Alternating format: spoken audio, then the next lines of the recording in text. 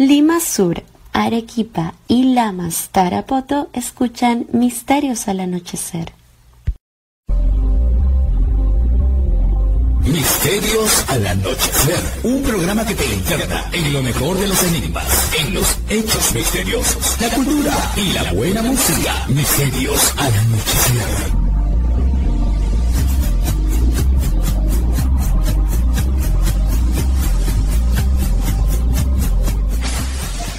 Fernando Chapi Martínez está presentando Misterios al Anochecer. Síguenos también en YouTube, Facebook e Instagram como Misterio Infinito Perú.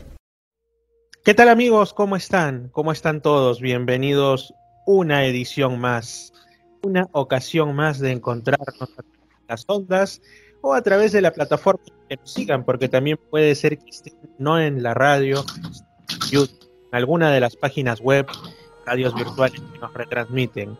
Esto es Misterios al Anochecer y soy Fernando Chapi Martínez, muy feliz de nuevamente estar compartiendo con ustedes y de que me estén proporcionando estos valiosos espacio de su final del día seguramente para enterarse qué es lo que les traemos aquí.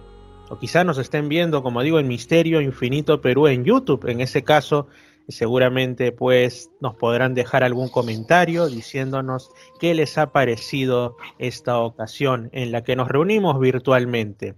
Ya saben, estamos a través de Radio Arequipa Internacional 108 FM en la Ciudad Blanca, Radio Imperial 299.5 FM en el sur de Lima, Estación Lamas 96.3 en Lamas y Tarapoto y por supuesto también a través de edenex.es, la radio del misterio, y acércateradio.org. Tantas maneras de que nos podamos escuchar, tantas formas en las que ustedes, bueno, me complacen a mí verdaderamente con su sintonía. Tengo ahora a un invitado que es la primera vez que van a escucharlo a través de esta plataforma, de seguro lo han visto en otras. Él es Arthur Holmes Fernández y también no solamente el invitado es nuevo aquí en el programa, sino su ubicación. He tenido distintas personas que nos han contado los más insólitos enigmas, investigaciones, anécdotas y demás, desde puntos como España, lo más común, Argentina, México, los Estados Unidos, por supuesto también de aquí mismo de Perú, pero hasta ahora Andorra no había sido, digamos, parte de esta familia, y desde ahí es de donde se conecta Arthur Holmes, así que la bienvenida. ¿Cómo estás, Arthur? Pues la verdad que muy contento y muy orgulloso de ser el primer invitado que está en tu programa y bueno, para mí es todo un placer y un honor. El honor es mío, amigo. Vamos a hablar antes del tema principal, el plato fuerte de este programa, de esta edición, un poquito sobre tu país, sobre los misterios que encierra. Bueno, Andorra pues es una nación, un país muy antiguo que está en medio de los Pirineos, en ese espacio entre Francia y España, ¿no? El único país del mundo que tiene como idioma exclusivo el catalán. Y poco más sabemos en general de Andorra. ¿Qué nos puedes contar? Y por ahí quizá también algunos misterios que esconde, algunas cuestiones ya sea paranormales, ovni. Y yo estoy acordándome de una, que no sé si es más como leyenda urbana, pero de ahí te la digo. Por favor, tú cuéntanos. Bueno, pues aquí tenemos muchas damas blancas, las damas que se aparecen en esas madrugadas frías, solitarias, y en carreteras y en páramos completamente desolados. Tenemos damas blancas, tenemos cruces de 7 brazos, tenemos apariciones espectrales, tenemos quema de brujas también, tal y como suena. En el medievo se quemaron brujas en Andorra. Tenemos ejecuciones tardías, de hecho la pena de muerte aún está vigente, aunque está en desuso en nuestro país. Y hasta hace muy poco, fíjate, hay una cosa muy curiosa, que cuando fallecía una persona, nosotros teníamos que hacer llamamiento a un juez que aquí que le llamamos batlle para certificar que aquella persona estaba muerta. Y es muy curioso porque el batlle, el juez, cuando acudía a un lugar de un asesinato, de una muerte anormal, tenía que preguntar al fallecido si estaba muerto. Es decir, le tenía que preguntar en catalán mort qui t'ha mort, es decir, muerto quién te ha muerto, quién te ha asesinado. Y se lo decía, se lo preguntaba 3 veces, ¿no? Y a la tercera vez que el fallecido no contestaba, el batlle, el juez, decía aquest mort està ben mort, es decir, este muerto está bien muerto, y a partir de ahí ya se podía hacer el levantamiento del cadáver. O sea que somos un país de tradiciones, podríamos decir, prácticamente medievales. Continuamos pagando a fecha de hoy la cuestia, que es un impuesto de 1 peseta, es decir, 0,06 euros al copríncipe francés. Y somos un país entre el modernismo y ese anclaje en la época medieval que de alguna forma pues también nos ha conducido a esa modernidad paradójicamente. Sí, sobre todo en el caso de Andorra, a mí me gusta ver mapas, leer distintas cuestiones estadísticas, principalmente de demografía, de cultura y de otras cuestiones que hablen de cómo es el alma humana en cada lugar, las costumbres, ¿no? Y justamente algo que me llamó mucho la atención es que, bueno, para nadie es una sorpresa, el proceso de secularización grande, muy marcado, ya se diría que no va a dar marcha atrás, que hay en buena parte de Europa Occidental. Por ejemplo, se comenta que en España los católicos creo que son solamente el 54%, sumando a los otros creyentes llegarán al 60%. En el caso de Francia también el proceso está muy avanzado, pero en el caso de Andorra, que es como una isla geográfica en medio de ambos, se mantiene todavía una fe muy viva. Es realmente, como se dice, una muestra de un tiempo anterior, ¿no? En el sentido de pervivencia de costumbres y de otras cosas. ¿Tú cómo lo percibes, amigo Artur? Bueno, pues justamente Andorra ha sido víctima de su propio éxito, y podríamos decir que la fe católica, el catolicismo, está en un grave declive, ¿no? Sí que es cierto que evidentemente pues las cruzadas, todo lo que sabemos que el catolicismo ha hecho de mal, pues evidentemente nos ha conducido hasta donde estamos, que de alguna forma es la modernidad, la autoflagelación, por decirlo de alguna manera, el reconocer que hemos sido grandes pecadores, y al final pues nos ha conducido a esta modernidad, ¿no? Pues lamentablemente Andorra, por una parte, está perdiendo esa peculiaridad, pero también estamos ganando, evidentemente, pues en lo que es la diversidad cultural que nos pueden aportar otras muchas culturas, ¿no? Ahí hay un gran debate, puesto que todos sabemos o conocemos de esta islamización europea, ¿no? De la cual pues Andorra también en cierta manera está siendo objeto, ¿no? Quizá no tanto como otros países como Francia, en los cuales pues en Francia hay una gran carga islámica ahora mismo, pero bueno, yo no le veo ningún problema. Yo creo que las religiones, las creencias, los credos pueden convivir perfectamente. El problema, amigo mío, siempre han sido los extremismos. Así es, extremismos de todos los colores dependiendo de la época y de otras circunstancias también extra religiosas. Y bueno, Arturo, habías comentado, se me quedó en la mente, entre los misterios que has por ahí tocado, ¿no? Has nombrado las cruces de 7 brazos. ¿A qué hacías referencia? Bueno, aquí tenemos una leyenda de una cruz de 7 brazos que es muy conocida, en la cual pues se hace referencia a la pérdida de una persona, y cuando esta persona pues fallece, uno de los brazos de la cruz, de esos 7 brazos, cae, ¿no? Y al final pues tenemos todas estas leyendas que forman un poquito parte de la cultura popular, que de alguna forma no podemos contrastar, evidentemente, ¿no? Porque no estábamos ahí hace 100, 200 años para ver cómo caía la cruz y al mismo tiempo perecía el alma de ese pobre inafortunado. Pero bueno, digamos que Andorra también forma parte de esa cultura, de ese imaginario popular que recogen de boca a oreja pues todas las personas y sobre todo la tradición oral, que no es la escrita, porque la escrita va por un lado y la oral va por otro, ¿no? Esa sabiduría que se recoge de boca a oreja por parte de nuestros ancestros. Uh-huh. Al estar en medio de los Pirineos, yo he escuchado por ahí, más que nada del lado español, bueno, no es algo común, digamos, ocasional presencia de algunos críptidos. A mí me encanta la criptozoología. Una especie como de hombres de las nieves, pero versión europeo-occidental. Para algunos reminiscencias de los Neandertal que han quedado por ahí bien escondidas de sus primos Homo sapiens.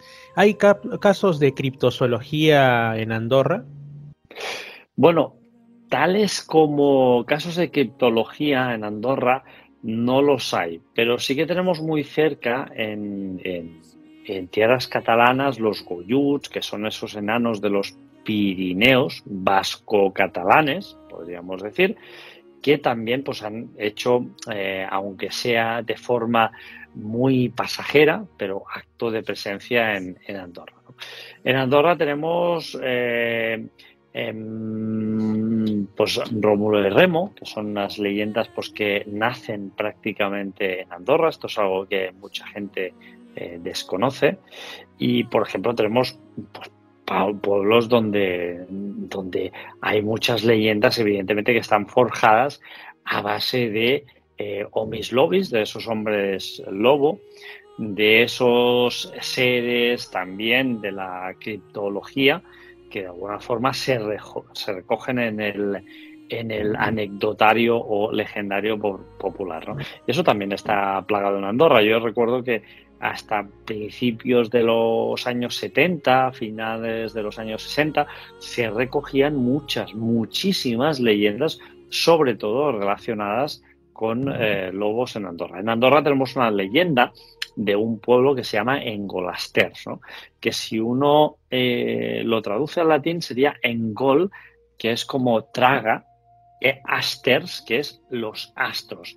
Es como el lago que se traga los astros, ¿no? Es un lago que es artificial, pero que no fue artificial y que evidentemente hay muchas leyendas ahí.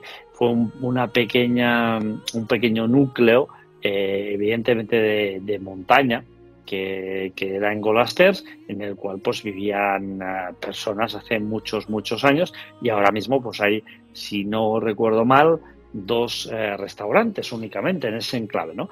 Pero ahí hay una leyenda muy bonita también, que relata que una persona fue pidiendo un poquito de pan porque no tenía comida, y al final fue al pueblo de Engolasters y llegó al panadero y le dijo: hombre, dame un trozo de pan, un trocito de esa hogaza, ¿no?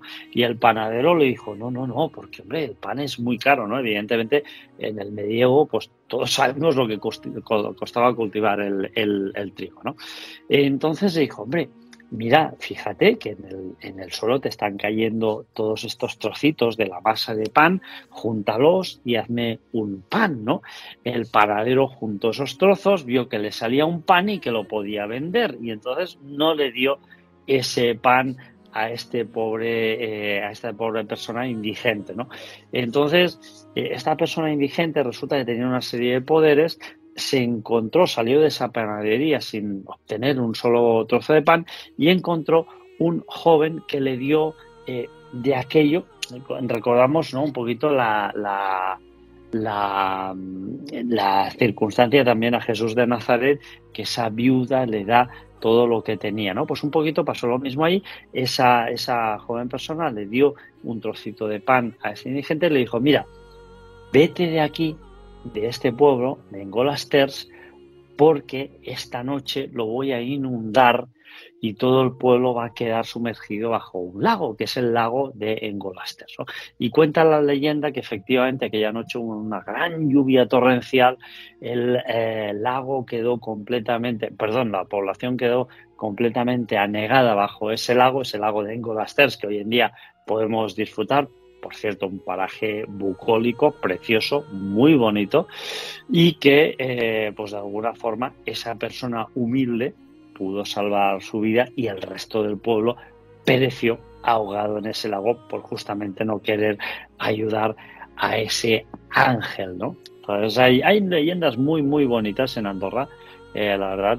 Y hay un libro en Andorra que se recoge, Set Llegendes, me parece que se llama, que la escribe una persona que se llama Carlit, ahora no me recuerdo el nombre, Carlit me parece que es el apellido.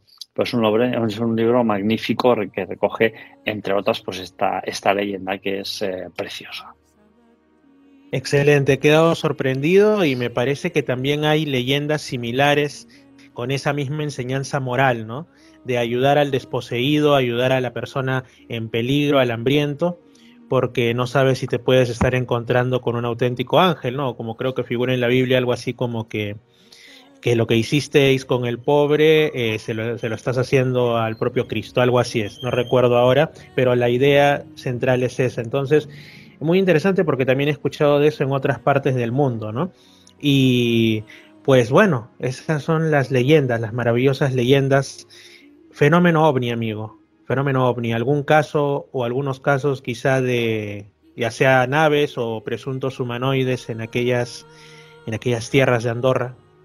Sí, yo he podido recoger varios testigos, incluso fotografías de extraños objetos en los cielos. He podido recoger fotografías de funcionarios de aquí de Andorra, incluso de agentes de la aduana, de policías. He podido recoger un caso de policías que acudieron a un hogar donde estaban asustadísimos porque una especie de seres extraños, de enanos podríamos decir, o una especie de niños malvados, caminaban por encima de los tejados de esa casa atemorizando a las personas. Esto no hace tantos años, amigo mío.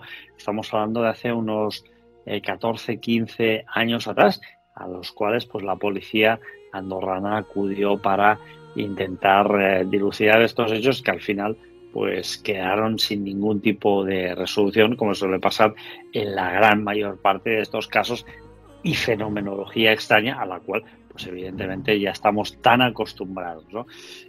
Otros casos que han habido, pues evidentemente, ¿no? Una persona muy reputada en el ámbito de los negocios de aquí de Andorra, un día me contacta y me explica una serie de experiencias que mantuvo con otro amigo suyo, que también conozco de aquí de Andorra, muy reputado por cierto, en el cual ven una especie de esfera, como planeta, completamente negra, que se posa delante de una montaña al más estilo de nave intergaláctica. Eso también lo he podido recoger.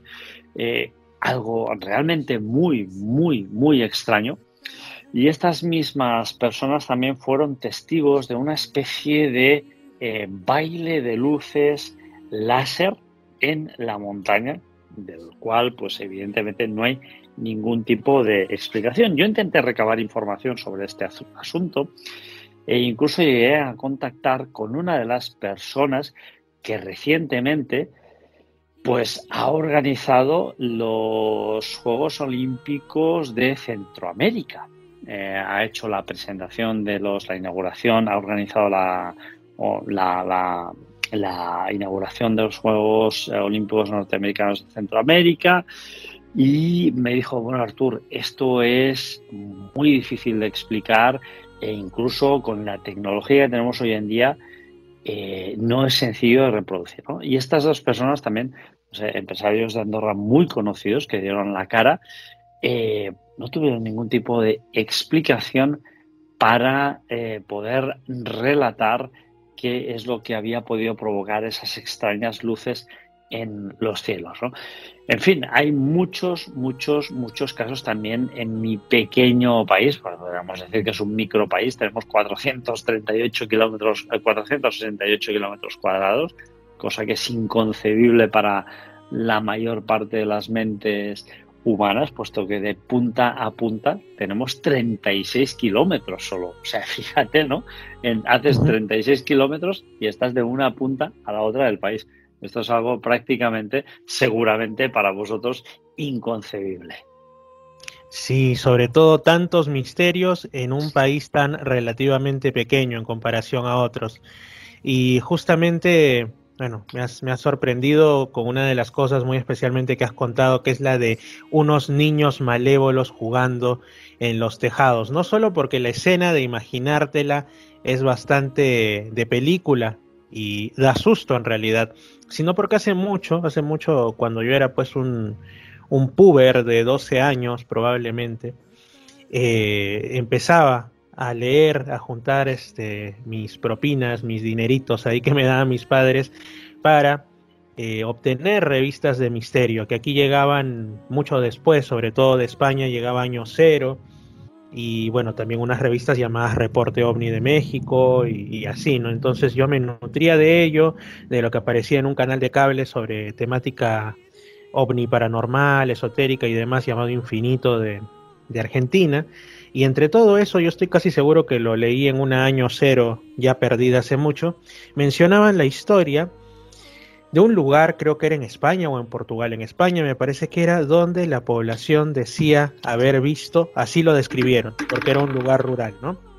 Dijeron que determinadas noches veían que pasaban unas extrañas monjas acompañadas por unos niños cabezudos. Oye, tengo dime. que explicar referente a esto.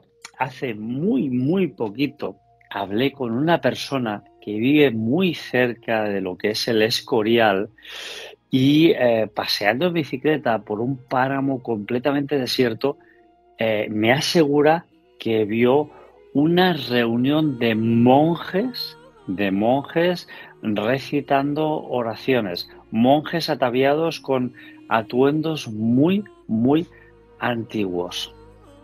Uh-huh. Qué interesante, si deseas lo puedes contar más a profundidad, o no sé si es caso aún en investigación.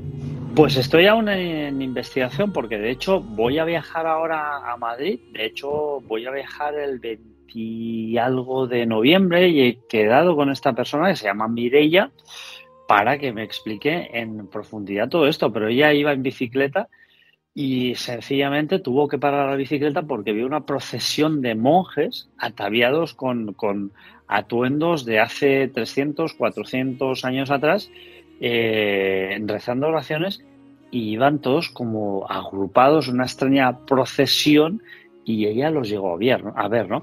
Entonces ella me dice que al cabo de escasos instantes deja de ver y oír a estos monjes. Es como si regresara a la realidad y vuelve a ver ese páramo totalmente desolado y sin nadie. Cómo habían aparecido ese séquito de monjes y de repente desaparecen. Pero entre medio tenemos esta experiencia en la que ella los ve, y no solo los ve, sino que también oye esos extraños rezos que iban proclamando, ¿no? Este es un caso que voy a investigar ahora en noviembre. Y que a mí me parece realmente fascinante, y fíjate que ahora no se me puede ver y las personas que nos estén escuchando me gustaría que vieran, pero se me están erizando absolutamente todos los pelos del cuerpo. Claro, porque uno no sabe, hay distintas formas en las que se podría intentar rascar un poquito y darle una explicación, pongo explicación entre signos de interrogación, ¿no? Si acaso se trata de una distorsión espacio-temporal que hizo que la testigo viera una escena muy común en otros tiempos, o si se trataba de espectros, de algún tipo de proyección holográfica, de qué se trataba, ¿no? Es como que uno observa estas y otras cosas aún más extrañas y lo único que le queda es la duda de su naturaleza, y algunos también la duda de si lo vio o le pareció, lo soñó, ¿no? Tantas cosas.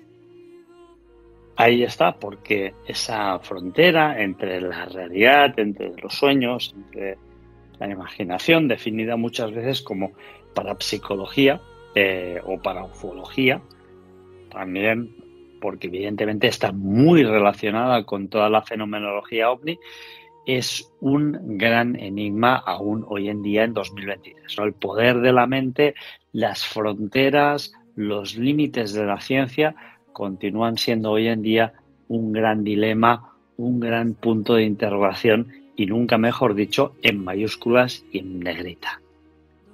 Así es. Y cuando he mencionado lo de esta referencia que quedó en mí, lo que tú dijiste sobre los niños malévolos, y lo hilé con lo otro que leí en Año Cero hace tantos años, de estas extrañas monjas acompañadas de unos niños cabezudos. Yo lo dije más por los niños cabezudos porque tú te imaginarás que obviamente yo pensé en los cabezones grises o en algún tipo de estos seres supuestamente extraterrestres, y su relación en ocasiones también con apariciones dadas por paranormales. De hecho, aquí en Perú también hay casos de supuestos monjes o monjas que aparecen, lo mismo no les ves la cara, a veces los ven flotando en los aires. No es algo común, pero de que hay casos los hay. Yo incluso llegué a recoger un caso, está en mi canal Misterio Infinito, pero en YouTube, en una ciudad llamada Huaraz, en los Andes, al noreste de Lima, y conversé con Marcelino Requejo, que también tiene varios de estos casos en libros como Más allá de lo sobrenatural, ¿no? El español de Galicia.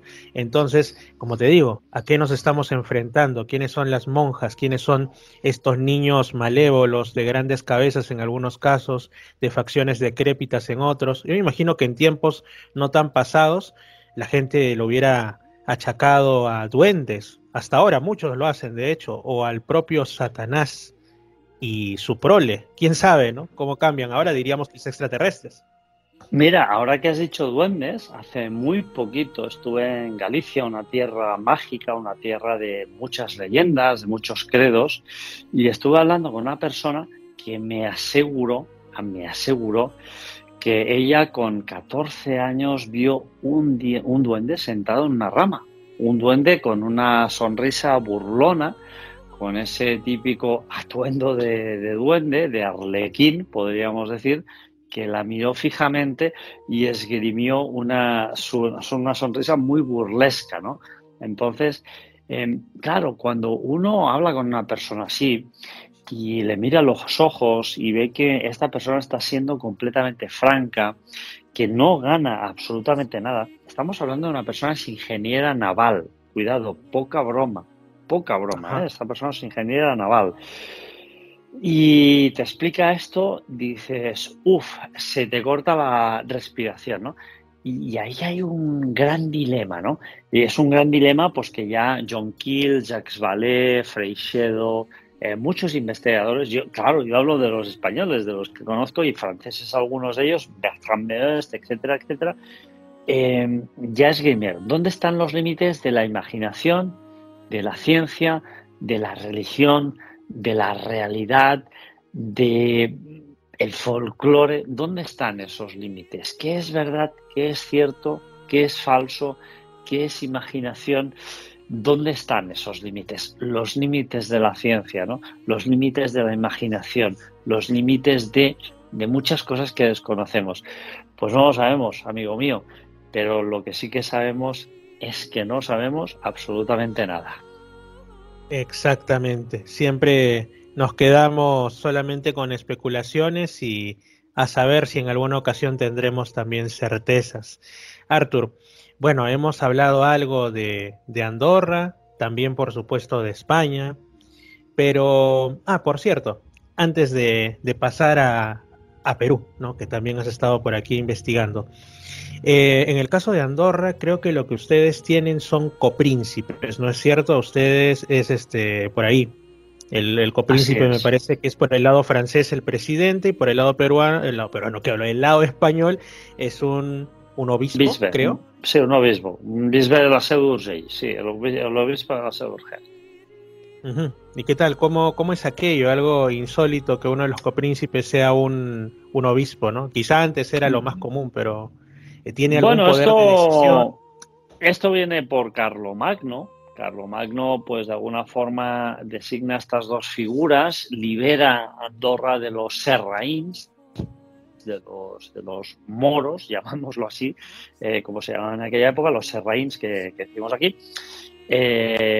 y entonces, de alguna forma, pues Carlomagno otorga ese territorio Andorra a los andorranos, ¿no? Pero le dice, bueno, tenéis que tener la firma de los pareatges, que se llama, incluye pues que Andorra será gobernada por los copríncipes francés y español, ¿no? Es decir, por una parte el poder político y otra parte el español el poder eclesiástico, ¿no? Como buscar una especie de extraño equilibrio. Esto hoy en día son relaciones institucionales simplemente porque Andorra tiene su propio parlamento que genera sus propias leyes, las vota, evidentemente faltaría más, es como cualquier país, pero estas relaciones institucionales lo que nos otorgan de alguna forma es una cierta estabilidad y una cierta protección en ciertas situaciones desfavorables, porque no olvidemos, Andorra es, como te decía, es un país realmente muy pequeño, muy frágil, muy bonito, al cual se le llama la perla de los Pirineos, pero claro, no tiene ningún tipo de poder. Entonces hemos estado siempre amparados bajo el escudo español y francés. Y Andorra, pues de alguna forma, no ha querido perder esa relación institucional, no porque no sea autosuficiente, sino sencillamente para poder conservar esa buena relación y de alguna forma tener ese paraguas protector tanto de Francia como de España, que evidentemente pues, son países mucho más potentes, mucho más grandes y con una infraestructura pues mucho mayor que la que tiene Andorra, que realmente es muy pequeña, muy delicada y muy frágil. Así es. Se me ha vuelto a mi mente, mejor dicho, algo que te dije al inicio. Te dije un tema de Andorra que no sé si estará dentro de la leyenda urbana o de la realidad. De hecho, has escuchado sobre esas historias que sobre todo, esa historia en singular, mejor dicho, que ha y sigue siendo repetida con nuevos alcances, con nuevos brillos y colores en las redes, que es la del famoso hombre de Tauret. Supuestamente que llega pues en un vuelo común a Japón de hace varias décadas atrás y todos le dicen que Tauret no existe y cuando señala resulta que parece que Tauret era el nombre de Andorra, pero quizá en otra dimensión. ¿Qué opinas al respecto? ¿Leyenda o puede que no tanto? ¿Qué opinas, amigo? Bueno, fíjate que hay una cosa muy curiosa, que si vas a Google Maps y pones Tauret, te va a dirigir a una zona del COI de Ordino. Es decir, Tauret existe y es un pequeño enclave que está en el COI de Ordino, en una población, por cierto, preciosa de mi pequeño país, ¿no? Entonces, bueno, yo creo sinceramente que esto es una leyenda urbana, ¿no? Viajeros en el tiempo, quizá los ha habido, pero pruebas científicas notorias y que sean tangibles, yo hasta la fecha de hoy no he podido recabar ninguna, amigo mío. Ah, ya, o sea, queda en la duda si quizá un Arthur Holmes Fernández en un universo paralelo nos está hablando de los misterios de Tauret y hablamos sobre una extraña leyenda de un tipo que llegó a Japón y habló de Andorra. ¿Quién sabe? Podría ser. Podría ser, pero ahí sí que yo te tengo que decir que en los universos paralelos, no es que lo diga yo, sino que lo han dicho muchos científicos, que es una teoría que está muy relacionada con la teoría de cuerdas, pues no es una teoría tan descabellada y es una teoría, no hipótesis, teoría, sino que tiene su base científica y evidentemente toda teoría tiene unas bases científicas pero que no se pueden demostrar en su totalidad, ¿no? Una hipótesis, pues ya sabemos, se basa en unas suposiciones no demostrables que devengarían en otra suposición que tampoco es demostrable. Una teoría, sí, una teoría tiene una base científica, es la gran diferencia, ¿no? Entonces la teoría de cuerdas, la teoría de universos paralelos está ahí presente. Sí, Arthur. Ahora, pasando al tema picante en el sentido de más cercano a mí, porque como te mencioné, yo vivo actualmente por trabajo desde el año pasado, desde mayo del año pasado en la Amazonía peruana. Antes ya he vivido en la Amazonía también por trabajo, curiosamente en tiempos de pandemia. Experiencia muy fuerte, dicho sea de paso. Y por aquí se cuentan leyendas, se ven cosas, la gente habla desde seres extraños, espíritus de la naturaleza, árboles que son muy grandes, muy bonitos y te dicen que no permanezcas junto a ellos en las noches porque tienen madre. Y cuando tú dices, ¿cómo va a tener madre un árbol? Y la madre es para algunos una gran boa protectora que se hace visible de cuando en cuando, o un espíritu de la naturaleza entre juguetón y malévolo. Luces extrañas, ahora han estado habiendo una serie de, no digamos avistamientos, sino según muchos ataques. He podido ir a entrevistar en dos lugares, en Yurimaguas y aquí cerca de donde estoy, en un lugar llamado San Antonio del Río Mayo, a dos testigos de estas situaciones. Me falta todavía un lugar más, pero son como oleadas, son como rash. Cada cierto tiempo se observa esto. También se habla, por ejemplo, que es algo que a mí me ha quedado mucho, lo que llaman la supailancha. Ya no se ve tanto como en años anteriores, que bueno, supay es el diablo en quechua y lancha ya sabemos. Entonces, la lancha del diablo, ¿no? Una embarcación, entre comillas, que se vería en ciertas noches en lugares solitarios, como que fuera un Titanic, pero en un río amazónico, lleno de luces, y que para muchos es, pues, que te va a llevar seguramente a los infiernos. Pero ya los que pensamos de una manera más ufológica, diríamos, quizá es otro de esos objetos, quizá de mundos distantes, que se sumergen en las aguas, los OSNIs, ¿no? Pero en tu caso, tú has investigado por aquí, por Ecuador, los llamados mochacabezas. Coméntanos, por favor, Artur. Bueno, pues sí, esto viene siguiendo la investigación de nuestro querido amigo Pablito Villarrubia, investigador ovni brasileño. Juan G. Vallejo localiza una tesis doctoral de una doctora que estaba estudiando aquí en Colombia, las luces mochacabezas, cortacabezas, y Juan G. me pasa este asunto y yo le digo, Juan G., esto no podemos dejarlo perder, tenemos que irlo a investigar porque esto es terrible, ¿no? O sea, unas luces que vienen de otros planetas, de otras dimensiones, y que cortan la cabeza de muchas personas, ¿no? Juan G. me dice, venga, vamos para allí. Pues vamos para allí, yo agarro un avión, me voy hasta Bogotá, de Bogotá viajamos a Leticia, Amazonas, y en Leticia, Amazonas, en esa carretera inacabada, en el kilómetro, no recuerdo si fue el 8 o el 7, empezamos a investigar con la familia Pihachi, y nos empiezan a explicar que ellos son testigos de unas extrañas luces. Ahí hay luciérnagas que son muy grandes, son enormes, que nosotros aquí en Europa no podemos llegar a imaginar. Y ellos nos dicen, amigo mío, eso no son luciérnagas, eso no son drones, eso no son aviones, eso no son satélites, eso no es Venus, eso son unas extrañas luces que además son inteligentes. A veces son erráticas, son capaces de cambiar de forma, tamaño, color, se acercan, alejan y de una forma completamente aleatoria a veces, y a veces parece que tienen una inteligencia que nosotros no llegamos a entender. A partir de ahí decidimos agarrar una lancha rápida y viajar hacia el trapecio amazónico. Ya sabes tú, pues lago Tarapoto y toda esta zona hacia abajo, la isla del Cacao en Perú, evidentemente, porque ya sabes tú que pues cruzando el Amazonas estás en Perú, yendo a otro extremo estás Brasil. En Brasil, y en el otro lado estás en Colombia. Eso es el trapecio amazónico, ¿no? Estuvimos, de hecho, en una de las ciudades más peligrosas de Brasil,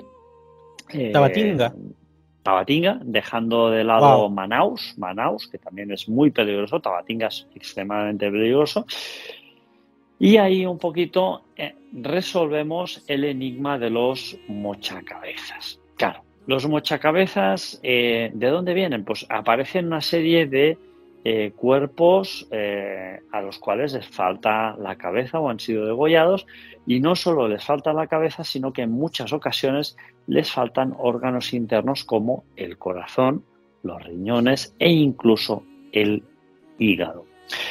Nosotros, por informaciones que realmente no podemos llegar a desvelar porque pondrían en un aprieto a más de uno, incluso a nosotros mismos, llegamos a la conclusión de que esto sencillamente se debía al narcotráfico, ¿no? Narcotráfico, pues evidentemente tú sabes que en esa zona selvática es muy complicado rastrear según qué tipo de plantaciones, y es muy fácil evidentemente plantar según qué tipo de plantas para pues generar una serie de negocios relacionados con el narcotráfico, ¿no? Y al final llegamos a la conclusión, por una serie de personas que llegamos a entrevistar a una persona que nosotros tenemos la percepción al 101% de que era un asesino, tal y como te lo digo, que había incluso participado en el asesinato de varias personas relacionadas con el narcotráfico, ¿no? Entonces llegamos a la conclusión de que los mochacabezas están relacionados con el narcotráfico, y esto es blanco sobre negro. Nosotros lo tenemos muy, muy claro. Ahora, ¿dónde viene nuestra gran sorpresa, nuestra gran preocupación y nuestra, digamos, dosis de realidad irreal, ¿no? Porque dices, bueno, esto es real, pero al mismo tiempo es irreal porque es completamente alucinante. Bien, muy sencillo. Nosotros llegamos a la isla del Cacao en Perú y entrevistamos a Gerardo Paime. Gerardo Paime podríamos decir que es uno de los casos más importantes, y así lo ha calificado incluso los productores de History Channel, ufológicos de los últimos, podríamos decir, 25 años, ¿no? Es un caso realmente aterrador, pero no es el único. No es el único porque con Juan Jesús Vallejo, de Caracol Radio, logramos, y junto a mi hija también, mi hija que tuvo el valor de venir, porque alguna vez en esas noches amazónicas llegamos a pasar un poco de miedo. O sea, tú sabes que son zonas muy recónditas en las cuales estamos hablando de que tenemos 3-4 horas de lancha rápida sí, durante dos días, 2-3 días de 3-4 horas de lancha rápida, es decir, estás a 10-12 horas de lancha rápida de Leticia a Amazonas, que es muy complicado si te pasa alguna cosa allí, ¿no? Y me decía, hace poco leía un comentario que me decía, hombre, te quejas de que no hay cobertura móvil. No, yo no me quejo de que no hay cobertura móvil. Yo me quejo de que si te sucede algo, ya sea que estés investigando o que estés viviendo en una de esas zonas tan recónditas, tienes 12 horas de lancha rápida hasta Leticia, Amazonas, para intentar llegar a un hospital. O sea, yo no me quejo de que no haya cobertura, yo estoy encantado de que no haya cobertura móvil, ¿no? Lo que pasa es que sucede que esto convierte en una situación muy peligrosa el hecho de que estés ahí. Bien, nos encontramos en la isla del Cacao con el caso de Gerardo Paime.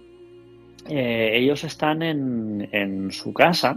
Las personas que nos están escuchando, y hay un brindis a todas las personas de Centroamérica, a las cuales yo admiro muchísimo, y te voy a decir por qué. Porque vosotros, para nosotros los europeos, sois un absoluto ejemplo, porque vuestro tesón, vuestra perseverancia y vuestra investigación tendrían que ser una guía para nosotros, los occidentales, que lo tenemos todo en bandeja. Porque fíjate lo que tú me has dicho antes, al principio del programa, tenías que poner prácticamente todos tus ahorros para conseguir una revista. Nosotros sencillamente íbamos al kiosco y la comprábamos. Fíjate la gran diferencia, ¿no? Entonces, vosotros sois los grandes héroes, vosotros sois el gran ejemplo a seguir. Los occidentales somos, y perdón por los occidentales, una absoluta basura. No solo eso, no solo somos una absoluta basura, sino que somos el cáncer del planeta, ¿no? Y ahora hago un pequeño paréntesis, ¿no? Algún día tengo que publicar, tengo muchas entrevistas que no he publicado jamás, pero tengo una entrevista que es brutal con la familia Pijachi, y me explican, y lo tengo grabado, cuál es la esencia del ser humano. La esencia del ser humano no es tener el último iPhone. La esencia del ser humano no es tener el mejor coche, el que vaya más rápido de 0 a 100 kilómetros por hora. La esencia del ser humano es esa simbiosis con la naturaleza, ¿no? Entonces, pero bueno, esto lo vamos a dejar aparte. Estábamos ahí con Gerardo Paime y tenemos que imaginar estas casas en la Amazonía colombiana, donde tenemos 3 horas al día para cargar nuestros dispositivos electrónicos con generadores eléctricos de gasoil o gasolina. No hay luz, no hay farolas. Estamos hablando de zonas muy recónditas, a 10-12 horas de lancha rápida de Leticia, Amazonas, donde hay hospitales que no son grandes hospitales como los que tenemos en Europa. Si queremos un gran hospital, además tenemos que volar de Leticia, Amazonas hacia Bogotá. O sea, estamos bastante aislados. Y ahí estamos en esa zona recóndita del trapecio amazónico, en Perú concretamente. Por cierto, tengo el visado en mi pasaporte. Y ahí en esa zona donde tenemos que imaginar las casas, tú sabes cómo son ahí las casas. Las casas son completamente abiertas, el clima es completamente diferente. Las cocinas suelen dar hacia la parte selvática, a esa selva primaria, hacia selva primaria. Y las habitaciones suelen dar hacia el comedor, hacia esa parte más principal, que suelen ser unas avenidas donde esa avenida central dispone a ambos lados de las avenidas las casas, ¿no? Bien, pues estamos en la casa de Gerardo Paime y de repente el cuñado de Gerardo Paime viene gritando como un loco, diciendo que viene la luz mocha cabeza. La luz mocha cabeza que estas personas indígenas atribuyen a estos seres que cortan la cabeza, que estos seres que cortan la cabeza son humanos despiadados relacionados con el narcotráfico, y que con Juan G. Vallejo descubrimos finalmente que simplemente cortaban las cabezas de la gente y robaban sus órganos para realizar rituales, cuidado, para que estos negocios del narcotráfico les fueran bien. No son estas luces mochacabeza unas luces que vayan a cortar la cabeza de alguien. No, para nada. Nosotros al final descubrimos esta cuestión, ¿no?, que está relacionada con el narcotráfico. Pero sí que descubrimos que estas luces mochacabeza, y concretamente el caso de Gerardo Paime, el cual su cuñado pues avisa rápidamente a su hermana y a su cuñado que viene una luz a cortarles la cabeza, que realmente esta luz no venía a cortarles la cabeza, pero sí que esa luz viene primero a casa del cuñado de Gerardo y luego se dirige directamente a Gerardo, y al final se arma un revuelo enorme en todo el poblado de la Isla del Cacao, y todo el mundo va a ver qué es lo que sucede con esta luz. Y ahí está el gran enigma, amigo mío, porque esa luz no tiene ningún tipo de explicación. Esa luz no cortó ninguna cabeza, esa luz no robó ningún órgano, pero esa luz atemorizó a todo el poblado. Y no solo atemorizó a todo el poblado, sino que a fecha de hoy, en noviembre de 2023, continúa atemorizando a muchas comunidades indígenas. Bien, esa luz se llega a acercar a la cocina de Gerardo Paime.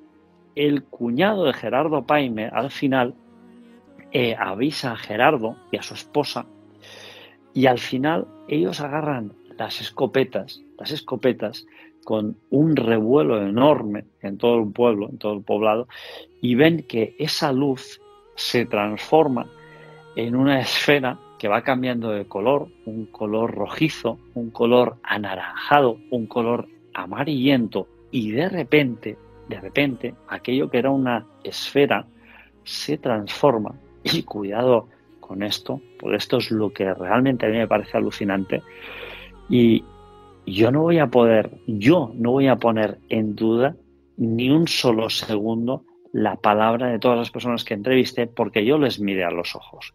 Yo estuve en la Isla del Cacao, yo pude mirar a esas personas a los ojos.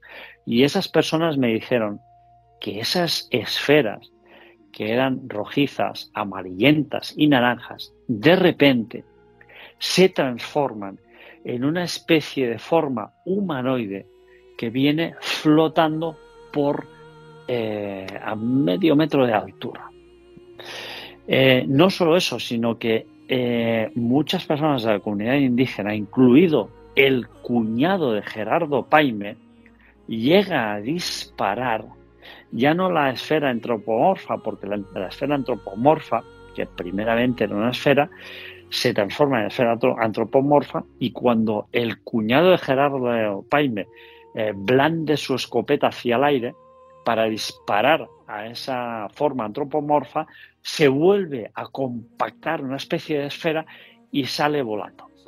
El cuñado de Gerardo Paime dispara un tiro certero al 100%, porque tú sabes que aquella gente no van a desperdiciar ni un solo disparo. Aquella gente, tú sabes que cuando disparan, aquellas balas, para los indígenas, para esas tribus, para esas comunidades, valen su peso en oro, no vayan a desperdiciar un solo disparo. Entonces aquel disparo que nos confirma el cuñado de Gerardo Paime y Gerardo Paime, ese disparo es certero al 100%. Aquel disparo no se falla, aquel disparo impacta contra esa forma que era previamente antropomorfa y luego se transforma otra vez en una especie de esfera, y ese disparo certero no le hace nada a esa forma, ¿no? Y esa forma antropomorfa desaparece en los aires y sencillamente es como si ese disparo no le hiciera absolutamente nada. No solo eso, sino que 2 días más tarde recabamos el testimonio, perdón, 2 días más tarde, no, un día más tarde, en la misma isla del Cacao, recabamos el testimonio de otra persona, y cuidado, y poca broma con esto, porque claro, nosotros aquí los occidentales, yo siempre lo digo, somos todos medio flojos, ¿no? Por decirlo de alguna forma, ¿no? Porque todas estas comunidades indígenas viven en un medio completamente hostil, tú lo sabes, que estás ahí en la Amazonía. Es el medio donde estáis vosotros. Tú tienes que estar resguardado en una comunidad con unas playas que están muy cerca del río Amazonas. Por cierto, el río Amazonas es completamente alucinante, porque a la que tú te adentras en esa selva hay 1.000 millones de cosas que te pueden matar, ¿no? Entonces hay otra cuestión de la que luego hablaremos que es fascinante para mí, ¿no? Pues recabamos al día siguiente el testimonio de otra persona que a mí me gustaría. Yo tengo un vídeo grabado de esta persona con Juan G. Vallejo y mi hija, que le hicimos una entrevista.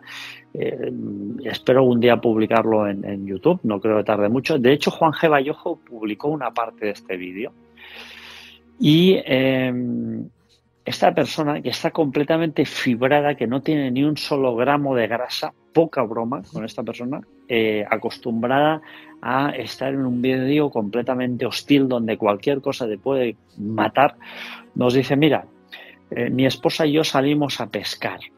En la Amazonía se sale a pescar a partir de las 5 de la tarde, que es cuando empieza a caer ese sol y empieza pues a cubrirse ese manto negro. Ese manto negro empieza a cubrir absolutamente todo y es presumiblemente pues la mejor hora para pescar.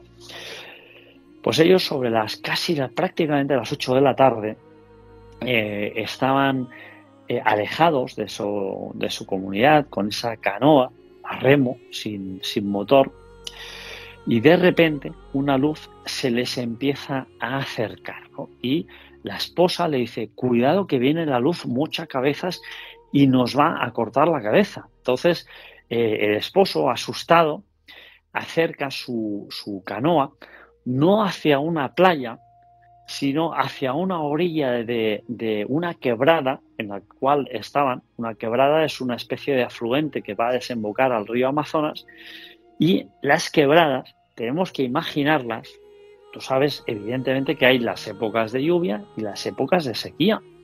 En las épocas de lluvia se acumula una gran cantidad de material muy cerca de estas playas, y ahí cualquier cosa te puede cortar la femoral, las arterias, son cuchillos prácticamente. Pues tú imagínate el temor que llegaron a sentir este matrimonio, que no solo son capaces de volver hacia su comunidad y hacia esa playa, que las playas de las comunidades están completamente limpias, sino que tienen tal temor que acercan su canoa a una orilla del río Amazonas cubierta completamente de juncos, que son cuchillos, son realmente cuchillos, y saltan de la canoa adentrándose en la selva porque esa luz les empieza a perseguir. Estamos hablando de las 8 de la tarde. ¿Sabes hasta qué hora esa luz les persigue? Hasta las 4 de la madrugada. Hasta las 4 de la madrugada. Estamos hablando de que una luz les persigue desde la orilla de una quebrada del río Amazonas hasta las 4 de la madrugada. 8 horas. ¿Eso es un dron? No, no es un dron. Un dron es capaz... Bueno, tú sabes cómo es la selva amazónica. La selva amazónica, cuando tú te adentras en la selva amazónica, y esto solo lo sabemos los que hemos estado allí, en primer lugar, tienes que ir con unas botas bien altas, porque tú te vas a encontrar mucho fango, no sé cómo se dice allí, ¿no? Claro, barro, le decimos aquí. Barro, pues vas a encontrar mucho barro, con lo cual eso es muy dificultoso de andar. Eso en primer lugar. Luego hay mucho terreno muy denso, de mucha vegetación. ¿Cómo me vas a explicar a mí que una luz navega sin ningún problema, sin toparse con esa vegetación durante 8 horas y persiguiendo a este matrimonio por la selva densa amazónica hasta las 4 de la madrugada?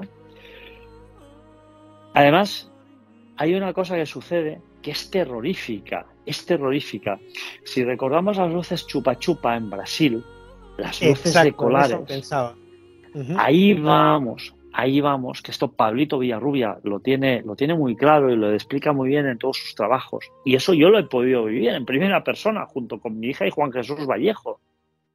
El testimonio vivo de estas personas, ¿no? Estas personas no nos mentían, y no solo no nos mentían, sino que estaban agradecidas de que fuéramos a investigar esto, porque ni el mismo gobierno colombiano, ni peruano, ni brasileño quería oír más hablar de estas cuestiones. Pues fíjate, este hombre, junto con su mujer, pocas bromas con este hombre, nos decía que este hombre era un trozo de hierro, era hierro puro este hombre, era músculo puro. Nos decía: Artur, Juanje, Nuria, le tuve que pedir a mi esposa que me mordiera en la espalda, que me arañara, que me golpeara, porque me estaba quedando sin fuerzas. Algo estaba absorbiendo totalmente mi fortaleza. ¿Qué era lo que estaba absorbiendo su fortaleza? ¿Qué era lo que estaba dejando a este hombre completamente agotado?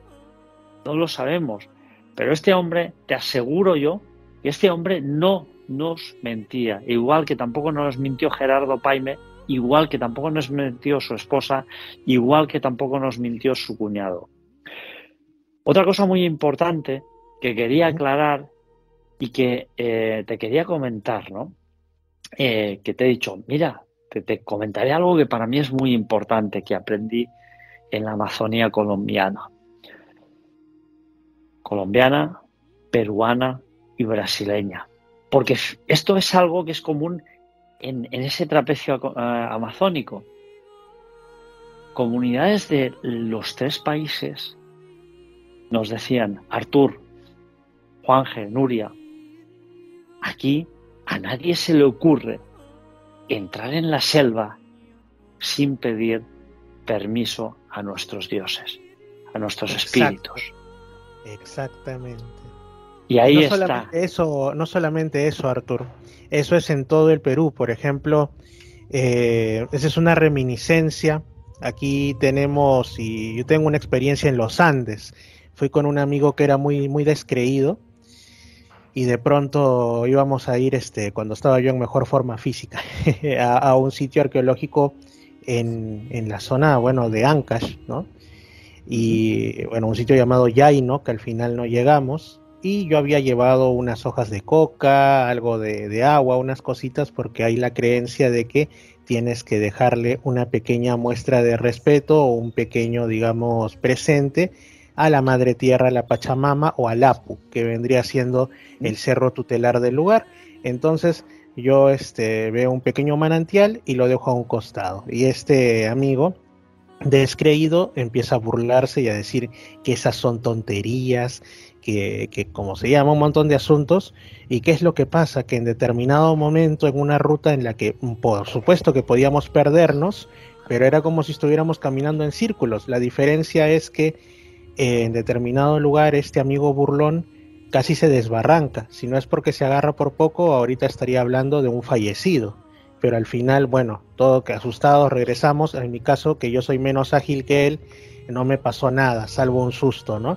Pero hay ese tipo de cosas, ¿no? Que se dice que si tú entras a un lugar de estos tipos, ¿no? Sin haber dejado algo para la Pachamama, haberte presentado, haber pedido permiso, y se da mucho, por ejemplo, en lugares arqueológicos, te puede pasar algo malo. Y en la selva lo mismo, porque se habla de los espíritus de la naturaleza, como lo que mencioné al inicio, ¿no? De que hay árboles que tienen su madre o su espíritu protector, y por supuesto los muchos casos que hay, yo aquí en donde estoy, que se llama Lamas, en la región San Martín, he escuchado casos de personas que han escuchado el silbido aterrador del llamado Tunchi o Tunche, que sería el demonio de la selva, o que aseguran haber visto a una especie de cambiaformas que sería el Chuyachaki, ¿no? El demonio, o bueno, en todo caso el ser protector de los bosques, que cuando percibe que alguien está haciendo una amenaza y no pide permiso para entrar a la selva, lo pierde o asume la forma de una persona conocida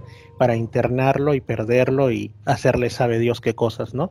Entonces son cuestiones que uno, cuando yo soy de Lima, yo como digo, yo he vivido toda mi vida en Lima, escucha estas cosas, las conoce, pero las enfocan incluso en la educación como si fueran mitos, costumbres regionales, parte de la diversidad y riqueza del hombre peruano.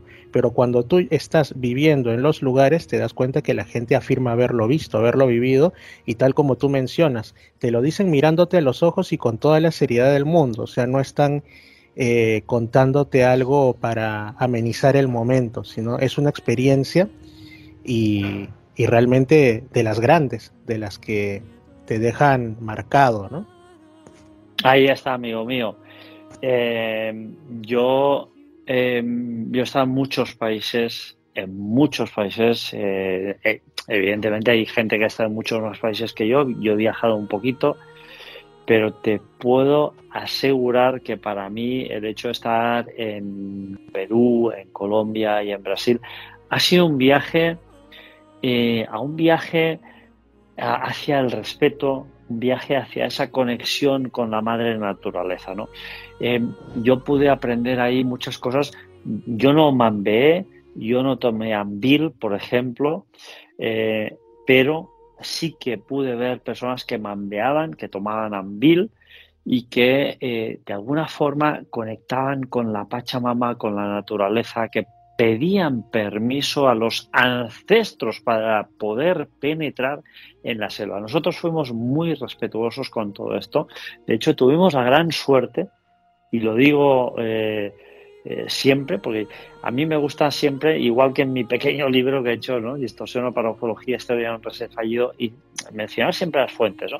Pues a mí me gusta decir siempre, oye, nosotros pudimos adentrarnos en la selva, pudimos estar ahí. ¿Por qué? Pues es muy sencillo, porque tuvimos la suerte de tener un guía que conocía muy bien todas estas costumbres y a quién había que pedir permiso para poder estar ahí. Y tuvimos esa gran suerte, tuvimos la gran suerte de poder ser respetuosos, y no solo ser respetuosos, sino aprender a ser humildes porque al final no somos nada. Nosotros los occidentales, y permíteme que lo diga, somos el cáncer del planeta, ya lo he dicho antes, somos el cáncer del planeta Tierra, y es así. Y tendríamos que aprender de estas personas que están conectadas con la naturaleza, que tienen ese respeto y que de alguna forma nos recuerdan cuál es el auténtico rol del ser humano, porque lamentablemente todos vamos contra nuestra propia naturaleza. Entonces, cuando a mí me dicen, no, es que la ufología, es que esa gente ven cosas que no son. No, los que vemos cosas que no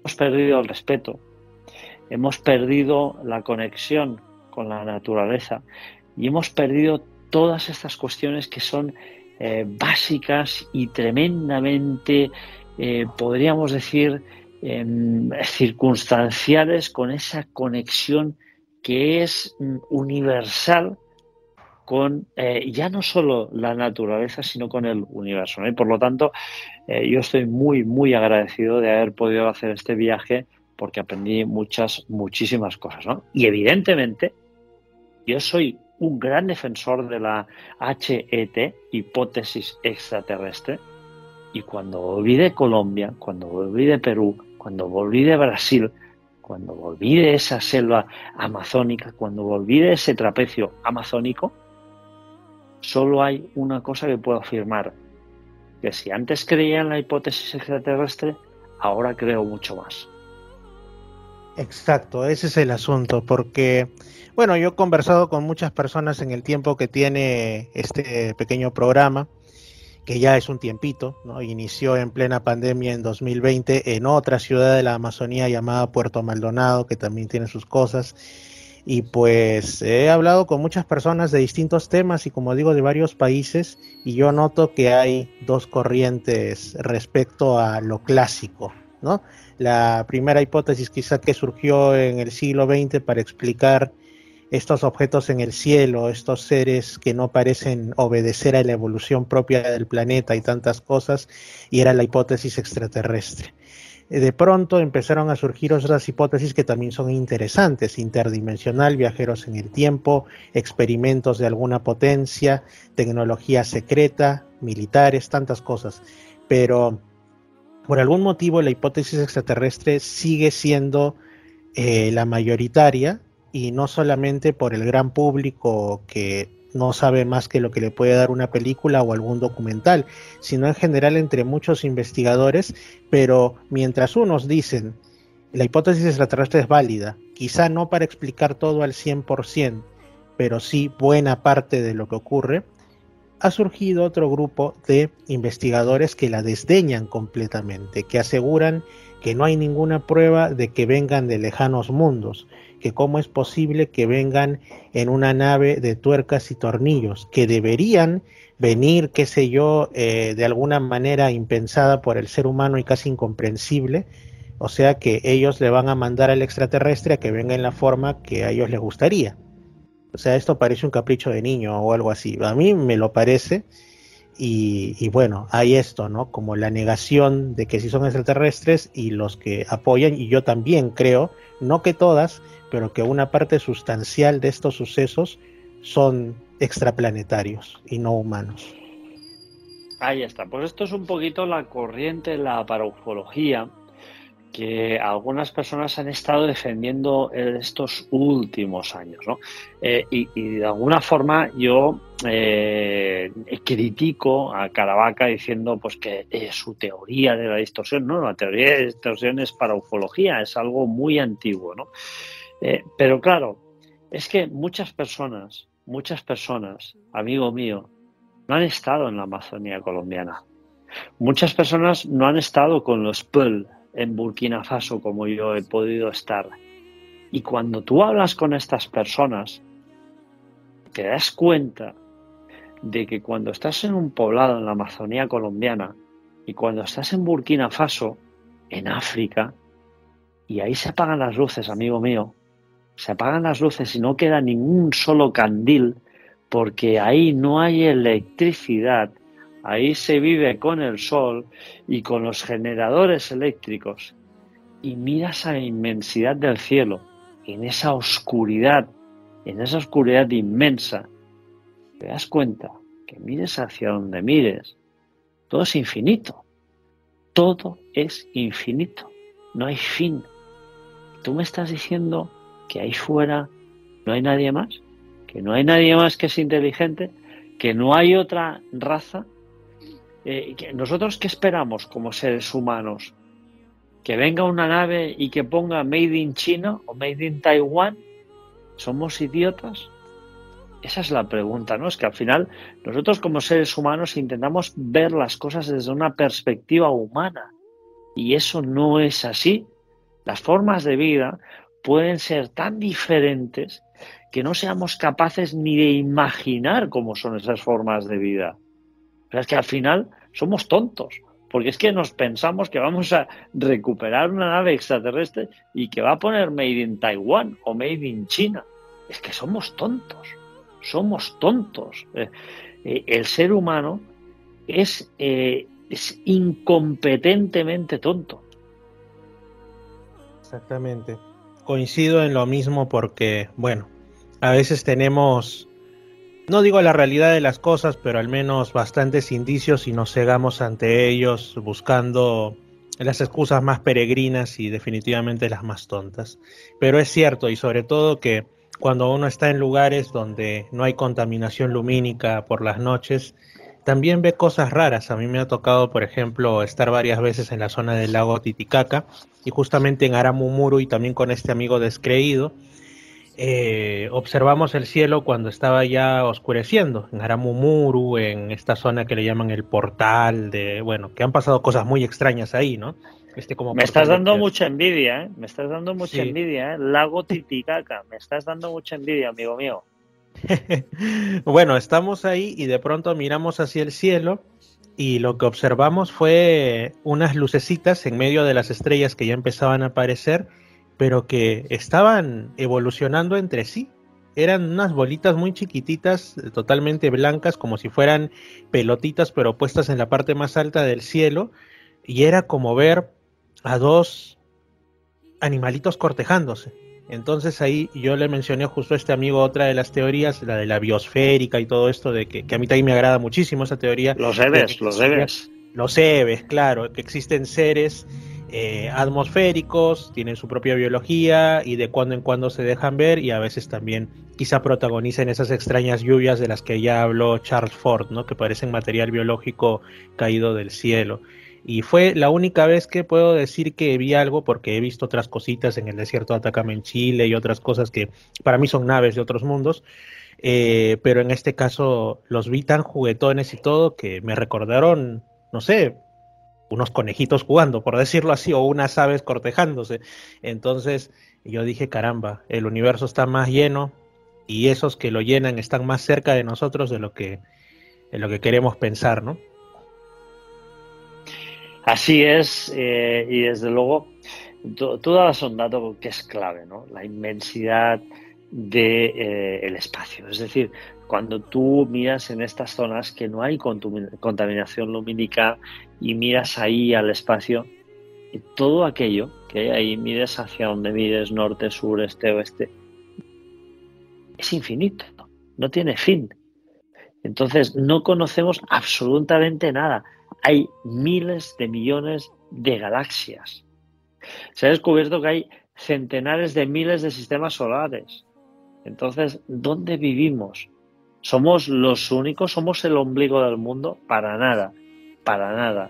Entonces, el hecho de que no hayamos podido demostrar que de alguna forma científica que no hay vida extraterrestre, porque evidentemente nadie que sepamos nosotros ha podido capturar un ser extraterrestre, al menos que sepamos, no significa que no haya vida extraterrestre, no significa que seamos los únicos.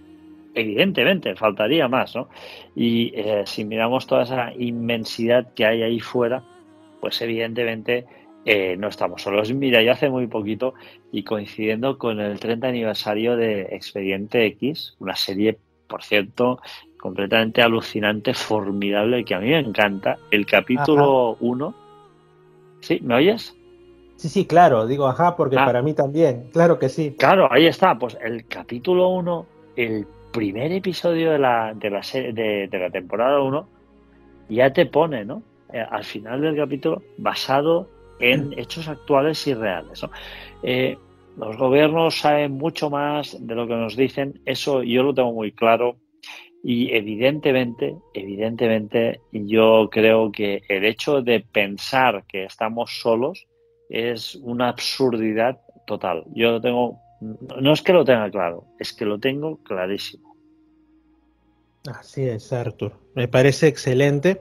Y bueno, amigo, quiero agradecerte por la conversación del día de hoy. Hemos pasado a hablar de fenómenos extraños en dos entornos totalmente distintos, pero misteriosos como el planeta entero, ¿no? Andorra y sus misterios, que de hecho estoy seguro que vamos a ahondar más en esto en otra ocasión. Y por supuesto la Amazonía peruana. Hemos pasado del frío al calor, pero los misterios nos han seguido. Muchas gracias, Arthur. Algo que quizá quisieras poner como punto final, algo que agregar.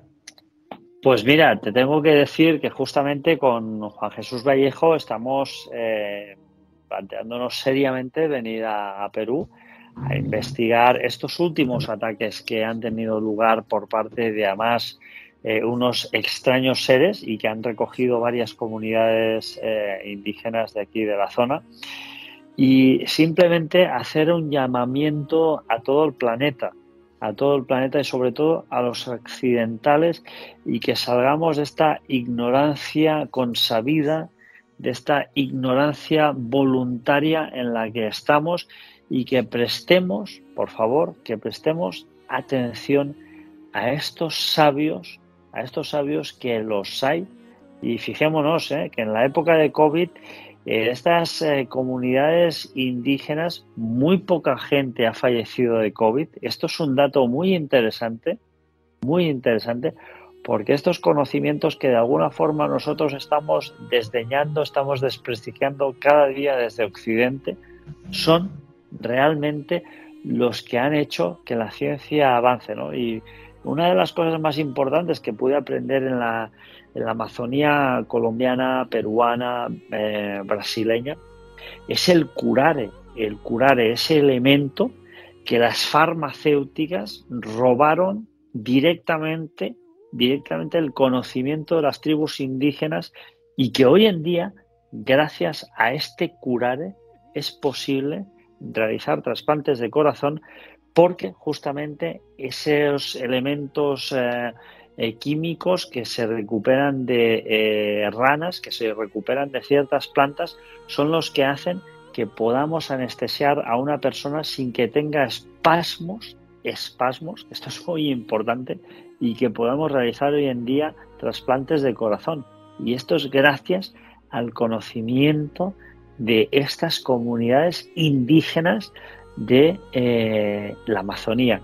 Entonces, amigo mío, aquí nos creemos que somos muy inteligentes, aquí nos creemos que somos el ombligo del mundo, y somos los que estamos destruyendo la Pachamama, por desgracia, ¿no? Entonces, nos queda mucho que aprender, y sobre todo con humildad, y agachar la cabeza y aprender de todas estas comunidades indígenas, que realmente ellas sí que tienen un conocimiento puro, y sí que están denunciando que además son víctimas de estos extraños visitantes que vienen de otros mundos.